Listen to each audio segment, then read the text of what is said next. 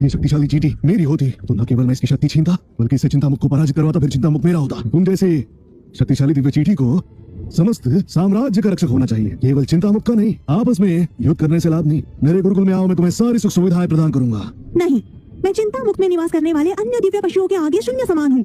रही बात आपके गुरुकुल की, तो मुझे वहाँ नहीं आना, समझे? ऐसा अपमान, ऐसा दुस्साहस।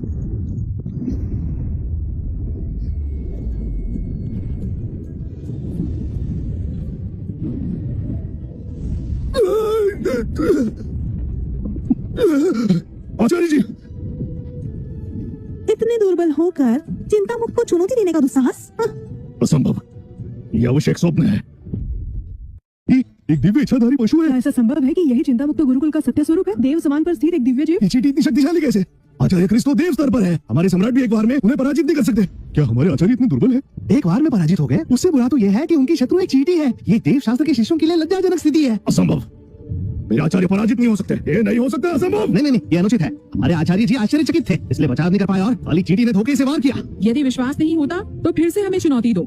चिंतामुक्त गुरुकुल में ऐसे साधन नहीं है जो दिव्य पशुओं का पालन पोषण करे। यह असंभव है। राजदूत केविन ने ये बात गुप्त रखी। अवश्य सभी को ज्ञात है कि चिंतामुक्त गुरुकुल में कोई भी रूपांतरण करना नहीं जानता। कोई पशु मनुष्य का रूप धारण नहीं कर सकता।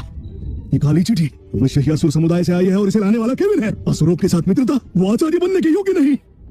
असुर समुदाय से सहायता।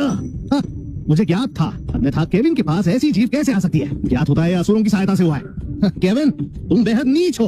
हाँ, इच्छाधारी जंतु तो बेहद दिव्य होते हैं। चिंतामुक्त गुरुकुल में कुछ नहीं है, तो वहाँ ऐसी जंतु पल कैसे रही है? ये अवश्य ही असुर समुदाय से है। केविन ने बाहरी लोगों की सहायता ली, उसने स्पष्ट रूप से छल किया।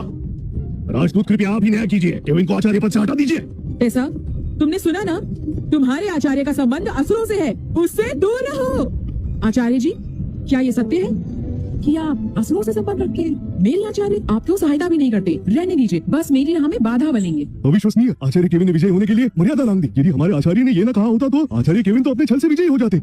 ये वास्तव में मेरे गुरुकुल में पली है, तो ये असुर कैसे हो सकती है?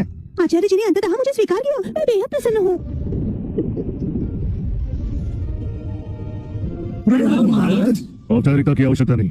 महाराज केविन ने साम्राज्य के नियमों का उल्लंघन किया और असुर समुदाय से मित्रता की। कृपया नियमानुसार उस पर कार्यवाही कीजिए। असुर समुदाय? हाँ, वो युवती जो यहाँ काले वस्त्रों में है, वास्तव में एक चींटी है। उसका चिंतामुक्त गुरुकुल में होना संभव नहीं। मुझे सबकी परख है। वो वास्तव में चिंतामुक्त गुरुकुल की दिव्य जंतु है, क्योंकि उसमें वहाँ की प्रभा का अंश है। हाँ? असंभव। चिंतामुक्त गुरुकुल में ऐसी जीव कैसे हो सकती है? क्या आपको संपूर्ण विश्वास है महाराज? चिंतामुक्त गुरुकुल एक अनुचित स्थान है। वहाँ ऐसी शक्तिशाली जीव कैसे रह रही थी? एक समय पर वो गुरुकुल इस साम्राज्य का सर्वश्रेष्ठ प्रतीक था। इतिहास पढ़ा है, तो यह असामान्य कैसे हो सकता है? यदि उसका इतिहास विराट है, इससे यह सुनिश्चित नहीं होता वहाँ दिव्य जंतु होगी।